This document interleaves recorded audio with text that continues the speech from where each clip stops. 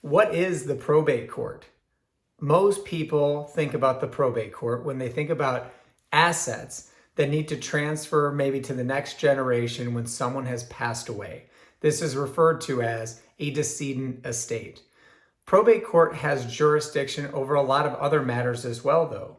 Guardianships, conservatorships, adoption. There are other things that the probate court handles, but as far as we are concerned as estate planning attorneys, we are mostly dealing with administering someone's assets.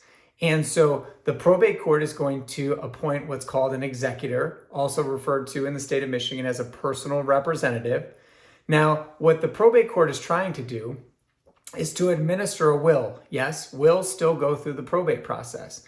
But in the will, an individual will appoint the person, the personal representative, that is going to handle all of this for them. Now, if there isn't a will, which happens oftentimes when people don't do estate planning, the court is going to use rules of intestate succession to determine things. They're going to determine who's going to be the person in charge. Typically spouse, children, they have top priority. If an individual was appointed as a power of attorney during that person's life, that's essentially evidence of what the person wanted when they were alive and able to choose.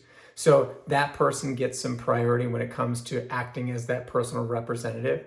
But then also, how is the estate going to be divided up? Meaning the assets that a person has.